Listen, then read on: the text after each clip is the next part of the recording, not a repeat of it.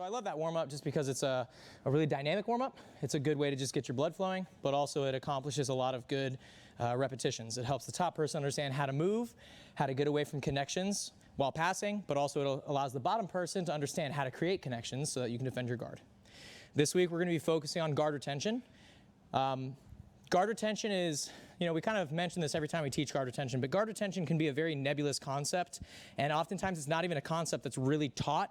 It's just kind of a thing that you develop over time, but we don't want that to be the case because jiu-jitsu is, especially as a beginner, 70% of your time probably spent doing jiu-jitsu, you're going to be in some type of guard altercation, whether that's passing or playing guard. So if your guard retention is non-existent, when you're playing guard, you're not going to be able to do anything. So you're kind of going to be missing out on a huge part of jiu-jitsu. So we want to have a great guard retention first, because it doesn't matter if you know a bunch of different submissions. If everyone's just passing your guard left and right, it doesn't make a difference. So what we're going to be working on today is going to be understanding how to use lever control to defend our guard. Before we do that, though, we're going to touch on our knee-elbow connection drill, okay?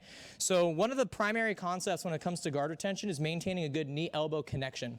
And a knee-elbow connection, put as simply as possible, is just the connection of our knees to our elbows, keeping this space closed. So we think of it like a door. If Coach Seth is trying to pass my guard, he needs to open this door and insert his body in between my knees and my elbows. If he gets his body in there, if he infiltrates that space, he has successfully passed my guard. I am trying to close that door. If I can keep that door closed, there's no space for him to actually get in and pass my guard. Now, of course, this is easier said than done.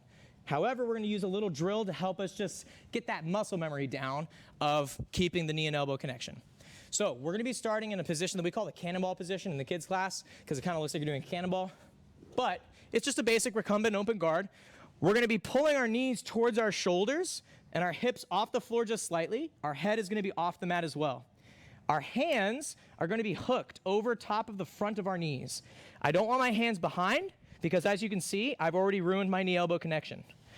Okay, I want to have my hands in front of my knees so that my knees and my elbows are tight together. We do not want to put our knees together because this creates one solid lever. If Coach Seth simply pushes my legs, because I have put my knees together, that's a solid lever, and it's just going to roll me over. So I have two separate levers that he's going to be trying to push against.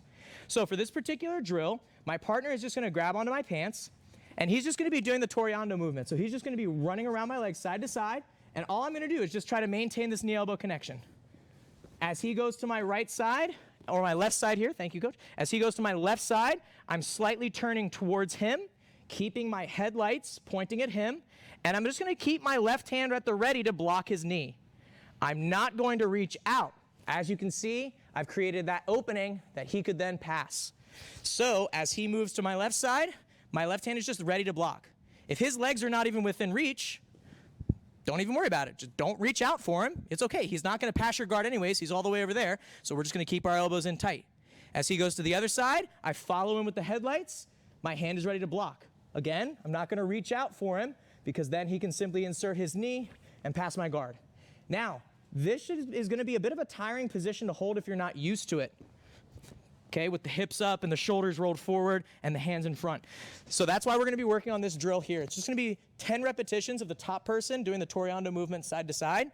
Bottom person, all you're doing is just a subtle rotation to follow with the headlights as they're moving. So we'll go 10 times nice and quick. 1, 2, 3, 4, so on and so on. Okay, guys? Now, if you have difficulty keeping your knees in, no worries, just do your best, okay? It's not the end of the world. It's something that we're going to be able to develop, the ability to keep our knees close to our chest. Just remember that our hands are going to be in front of our knees. This is going to be essential for our technique for tonight. Okay, guys? Does anybody need to see it again? On 2, 1, 2. Here we go. So that was a real quick drill. There's not much to it. It's more of just like a conceptual, like, how are we supposed to be laying? So any questions on that, guys? Yes, sir. All right, cool. So a couple of notes that I wanted to make real quick about that knee-elbow connection is if my flexibility is decent, as my partner moves to one side, you can reach your hand out, provided that you're not opening up that space. So some of us are flexible enough that we can maintain a knee-elbow connection while reaching. This is totally fine, okay? The danger is reaching while opening up the knee-elbow space, okay? We want to avoid this. This is fine to do, okay? So if you're flexible and you can reach out, no worries. The other thing, guys, just make sure that we're getting onto an angle or getting our hips to an angle as we're playing guard. If I'm flat on my back, then he's going to be able to change my legs into levers and easily pass. So as he's moving to a side, I'm turning into him, okay, creating an angle to make it more efficient for my hips to move and also more difficult for him to drive my legs away. All right, so think of it like, again, we have the concept of headlights. There's headlights shining out of my knees. Wherever he moves, I want to keep him inside those headlights. If my headlights are pointing away, this is the whole point of guard retention. Our goal for guard retention is to somehow move our hips to reset our hip angle and get our headlights pointing back at them. Okay, so now what we're going to be going over, guys, is going to be lever control to help defend the guard. This is going to be primarily used in the gi because we're going to be using sleeve grips. However, we can also talk about it in no gi as well. So let's say my partner's got the pant grips here, and they're going to be going for that same Toreando pass. So if you're unfamiliar, the Toreando is where he turns the corner, he opens up the knee elbow space, and generally he inserts his shoulder in between and passes my guard. So he's following the primary passing concept, turning my legs into levers, turning them away from him, and getting in between the knees and elbows. So he's doing the right thing. So what we're going to do is we're going to use lever control to defend our guard in this situation. I'm going to demonstrate it first, and then we'll break it down. Here we go. All right, so now I've reset the hip angle, and I'm back to playing guard. So let's talk about how this works. I'm starting off in good knee-elbow connection. Now, the whole reason that we want to keep our hands hooked in front of our knees like this, not only for the knee-elbow connection, but also to allow us to very easily grab our opponent. A little principle that we use is if they grab us, we grab them. Very rarely is there a time in jiu-jitsu where this is not going to be the case. If he is close enough to grab me, then I am definitely close enough to grab him. Okay, it doesn't matter where he's grabbing. If he's grabbing my ankles, I should be able to pull in him a little bit and grab him. If he's grabbing my pants, even easier. But our goal when we're playing guard is almost always going to be to try to control the legs in the beginning, right? When you get into more advanced guards, we can focus more on upper body control, but lower body control most generally is going to provide the most control, okay? Because we're controlling the primary levers on our opponent's body, those being the legs. So if we can grab ankles, we're almost always going to try to do that. The problem that we're facing today is that my partner is in really good base and he's keeping his feet away from me. I can't grab his ankles. So no worries. He's grabbing me. I'm just going to reach up, and I'm going to get sleeve grips on his hands here. All right, let's rotate. So let's make sure we're doing our correct sleeve grips. I'm going to be taking my hands. I'm reaching down. The thumb initiates the fold, and I'm rolling my fingers into the grips here, and I'm hanging off of them like I'm a rock climber. Okay? We're not actually going to use the thumbs to grab, okay, like this. I'm just going to be hanging off of his sleeves here. Now, from this position, my partner is going to be looking to pass. He's going to do that bullfighter movement where he's turning the corner. As soon as my partner starts to turn the corner, whatever side they're moving towards, I'm going to take that arm and I'm going to push it away from me as I let go and get up on the other arm. Okay, we'll show it from this angle first. So as he moves, I'm gaining lever control on my opponent's arm and pushing his arm away from me. Getting up on my back arm is going to enable me to create a post to make it so that he can't drive straight into me as easily. Now I'm simply going to start my hip escape. I bring my heels to my butt. I'm going to hip escape away from him as I reset my hip angle, pointing my knees back at him. So from this perspective here, he's grabbing me, I'm grabbing him. As soon as he starts to pass, I need to recognize the side that he's going towards. If he's going towards my right side, I'm going to be controlling his right shoulder, or excuse me, his left shoulder, or the shoulder on my right side. And to do that, again, I'm pushing this arm away from me. Now, it might not be easy enough to just push the arm, so that's why we're also going to create a frame with this leg. Remember, guys, everything's a frame or a lever. Even if I'm doing a good job of pushing this arm, if he pushes my leg hard enough, he's still going to access that lever of my hip. So what I want to do is I want to stomp this right foot to the mat as I extend this right leg out. Okay? This can break the grip, but even if it doesn't break the grip, I'm denying him lever access by creating a frame out of my right leg. I need to create a stiff arm with my right hand and a stiff arm with my left hand. If you have trouble getting up on your arm, no worries. We can go to the elbow first. If I have a bent arm here, this is going to be a weakened frame. He can simply start driving into me and breach the defenses, get in between the knees and elbows, and now I'm in trouble. So I need to ensure that as I get up, my right arm, or the one that's giving me the rotational control of this shoulder, is extending hard. As I move, I stomp, I come up onto my strong arm, okay? Remember, this is a post. We always want our post to match the force vector of our opponent. The way or in the direction that he's generating his force needs to be the same direction of my post. So if my hand is over here, as he drives into me, that's a worthless post. If it's back here, this is a dangerous post because my arm's at a really awkward angle. So it needs to be directly in front of the direction that his body is moving. Once I'm in this position, my heels come to my butt. I'm on my active toes. I'm going to lift my hips up a little bit as I scoot my hips away and reset my hip angle, meaning point my headlights at him. It's up to you. If you'd like to hold on to this sleeve grip, why not? It's a free sleeve grip, okay? If you'd rather let go of it, no problem. Okay, guys? So, one more time. He's grabbing me, so I grab him. We need to focus on timing here, okay, guys? As he moves, I move. I stiff arm and get up. I'm stomping those legs to the ground. You might think that he has access to my back. While my back is exposed, because I have rotational control of this shoulder by using this lever, his body can't get the right angle to come in and take my back. So it's going to be very easy for me to just fix my hip angle and get back to guard. So no worries about them taking your back. All right, I'll demonstrate again without talking.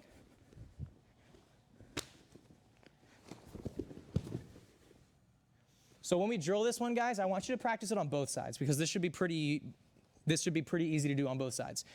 So if he's going to my left, everything's just the opposite. So I'm going to take the left hand and stiff arm the left. Okay, it's always the arm to the side that he's moving towards. Heels to the butt, hip escape, come back.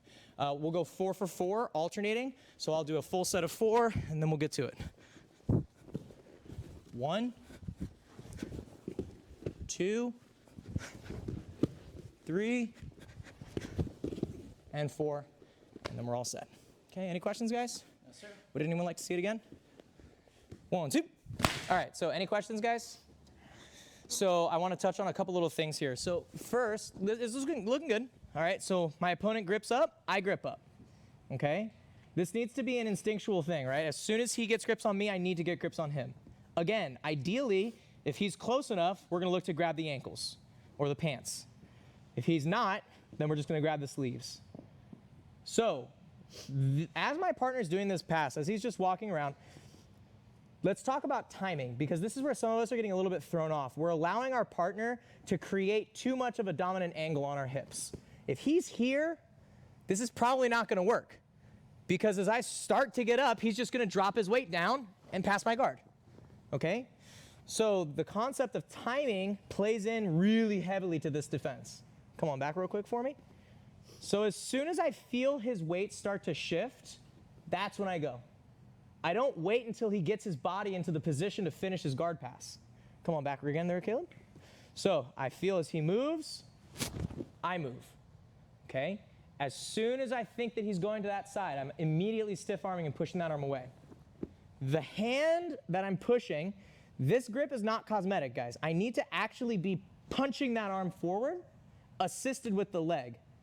So as he passes to my right side, I'm punching and stomping that leg to the floor. Okay? If I'm just sort of sitting up and extending my arm away, extending is not really what we're looking for. We're looking for, boom, a big punching motion. Because what am I trying to do? I'm trying to create, and rotate this way, don't worry. I'm trying to create internal rotation of this shoulder to prevent him from being able to turn into me. So once we get here, if his shoulders are pointing that way, he can't turn into me as easily. Rotate towards me and get to my back, Caleb. Keep going, keep going. Because I have his body turned away from me, he can't turn towards me. I'm doing that by gaining lever access to his shoulder and creating internal rotation. So if I'm just cosmetically holding this grip, meaning if I'm just kind of holding this just for the sake of holding this, then this is worthless. You're not actually using the grip to accomplish your task. We need to be punching it and really twisting our partner's body hard. If they're still holding the pants, it's all good, right?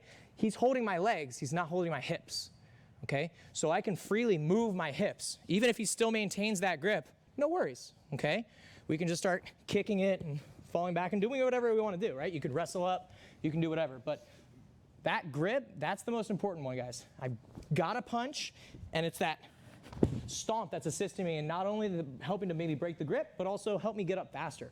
We call this a pendulum kick, meaning as my leg goes down, it helps move my center of gravity forward, making it easier to come up onto my arm.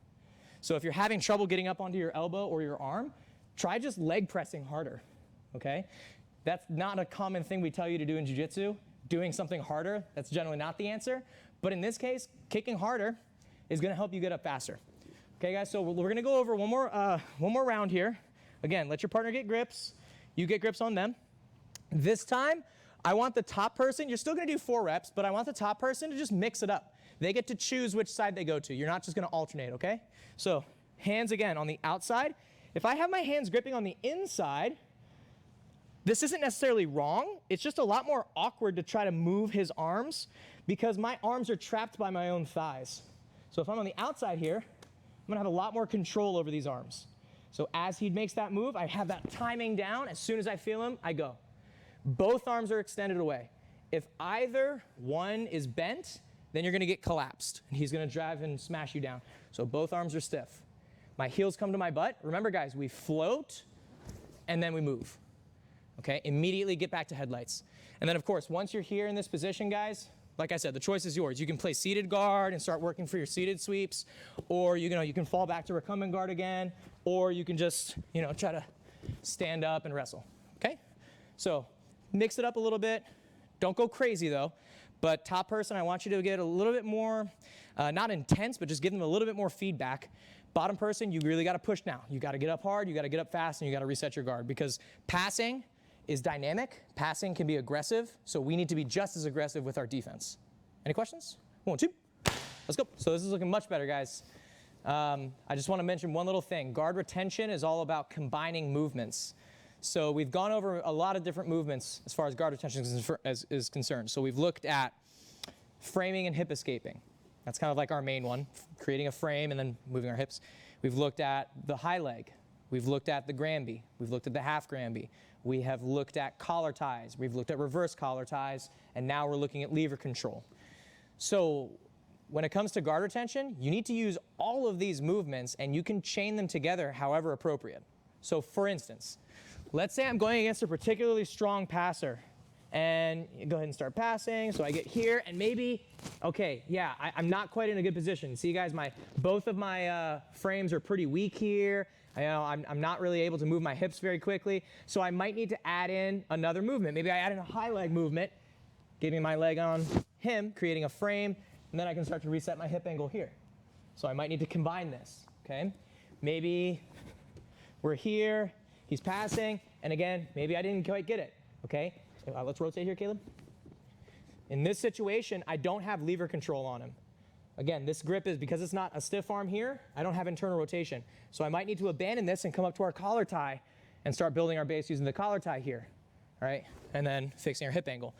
So remember, guard retention is never just a one and done miracle solution.